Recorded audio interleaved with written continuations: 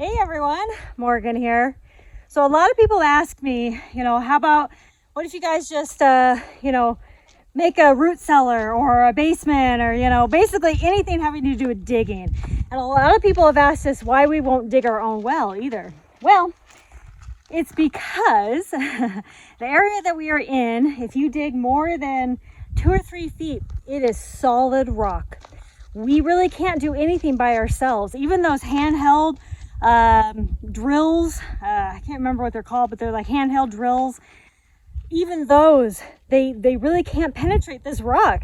We've had 3 different guys with tractors out here to dig just a simple little septic that we wanted. We wanted it just a few feet down, and we wanted it more than a few feet, but their tractors couldn't even penetrate it. We needed an even bigger, stronger tractor. So it's been frustrating trying to dig out here on our land. And digging a well ourselves is completely out of the question. We need to get down to, I don't know, was it 3 to 4? I think it was about 450 feet. That's not doable for us, okay? A root cellar also needs to be pretty deep, deeper than a few feet, right? But there are some traditional techniques to do like a little mini root cellar. So this is basically going to be a tiny little mini root cellar, essentially. So digging into the ground, of course, when you dig it into the ground, it's nice and cool, the dirt and everything. What we're doing is we have some bricks and we're going to be making a little root cellar here. Just to store some vegetables. We're going to be doing a few things to try to keep critters and ants out. So let's just see the progress. We've got our hole dug as far as we can go. It's very shallow because there's rock basically right there. So this is about all we can dig. Okay, so we've leveled out our bottom. It's going to be small. This is more like a test right now, and if it goes good, maybe I'll build a bigger one or another one or something like that. This isn't really that difficult. So anyway, we're going to put plastic down around it.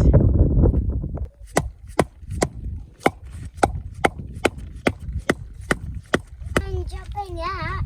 What do you want to do? I want to jump in. Yeah, see how it works. You think this is a pool? Uh-huh. In fact, it was funny when we were putting the plastic down. Husband and I were like, if we just put some water in here, this could be a pool. But we have thought about it. We've thought about doing a little pool like this. It wouldn't be very deep, a few feet here, but I think that'd be pretty nice. A little pool or pond or something. One of our ideas was to do a pond and then to do vegetation on one side, so like continually filter the water. I think that would be pretty cool. But one problem, evaporation because of all the heat and stuff. All right, so essentially it's buried. I say essentially, we got to let the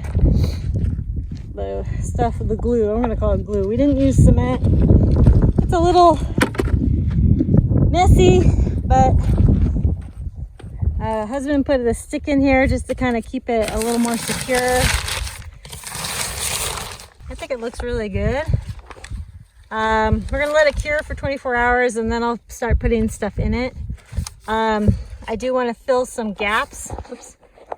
I want to fill some gaps. I don't know if you can see that, just general gaps around, just to try to keep ants out. I think ants are going to be my biggest concern at this point. But yeah, I just want to do that, and then I'll be good putting food in it. But I think it looks good.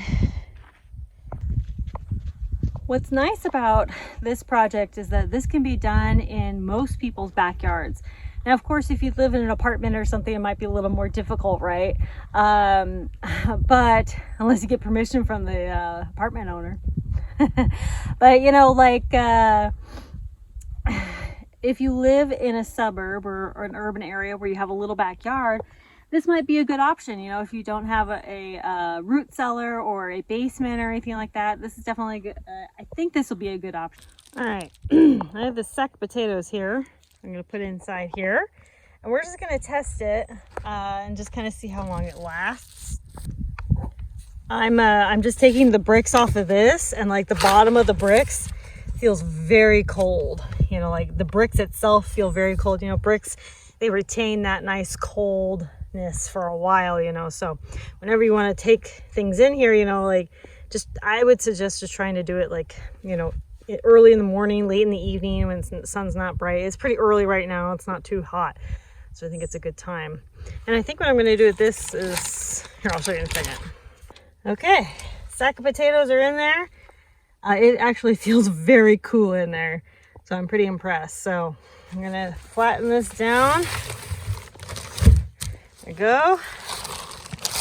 Now I'm going to try to bring like as much as the plastic over as possible. And basically just lay the bricks on top of the plastic like that, so it's all kind of folded over. Okay, there it is. The main thing that we have to keep in mind about any cold storage, or really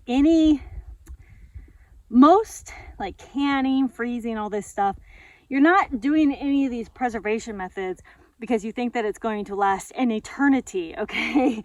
You're doing these things because, you know, you're just trying to help prolong the life, you know, a few months, you know, even in normal, like I say normal cold storage, but you know, if you have like a basement or like a really deep cold storage or something like that, you know, you're only prolonging the life for a few months. You know, this is not like an eternal, okay, preservation method, okay? And that's just something we have to keep in mind. So I'm definitely going to see how long, you know, I'm going to have an update for you guys here in a few months. I'm going to be checking it. I'm going to be checking it periodically. It is getting colder at night, but it's still getting warm during the day. About 90s, I would say. So, you know, it's still a good test right now. But, you know, of course, it is getting into the colder weather. So we'll see how that works out. But anyway, I will have an update for you guys. I'm really excited about this. There's lots of these kind of old traditional, you know, ways of doing things. And like I said, you know, I think that this is a really good way for like anybody who has even just like a little tiny backyard to try to get any type of little cold storage, you know. And I think this is going to work pretty dang well. All right, my rooster needs attention, I guess. Thank you all so much for watching. Conquer tomorrow by preparing today. I'll talk to y'all later. Bye.